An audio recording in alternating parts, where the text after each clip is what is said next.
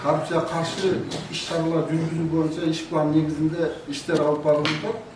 Ош технологиялык университетинин эл аралык мамилелер, укук жана билим берүү институтунун компьютердик лингвистика кафедрасы тарабынан коррупциясыз келечек жаштардын колунда аттуу конок лекция уюштурулду. Иш-чаранын негизги максаты студенттердин укуктук маданиятын жогорулатуу, коррупциялык көрүнүштөргө карата терс көз караштарды калыптандыруу жана укуктук түшүнүгүн кеңейтүү болду. Конок лекцияга Кыргыз Республикасынын Ички иштер министрлигинин кылмыш иликтөө жана башка башкармалыгынын 4-башкармалыгынын 4-бөлүмүнүн өкүлдөрү катышып, коррупциянын коомго тийгизген терс таасирлери, анын алдын алуу жолдору, мыйзамдуулукту сактоо жана жарандык жоопкерчилик тууралуу кеңири маалымат беришти. Мынакей биздеги негизги маселе бүгүнкү күндө дээрлик бир 5-6 жылдан бери аябай катуу маселеде күрөшүп келаткан нерсе бул коррупцияны алдын алуу жана коррупцияга каршы күрөш маселеси боюнча президенттин дагы министрлер кабинетинин дагы буйруктары, токтомдору, ошолорго жараша иш-чараларды уюштуруу.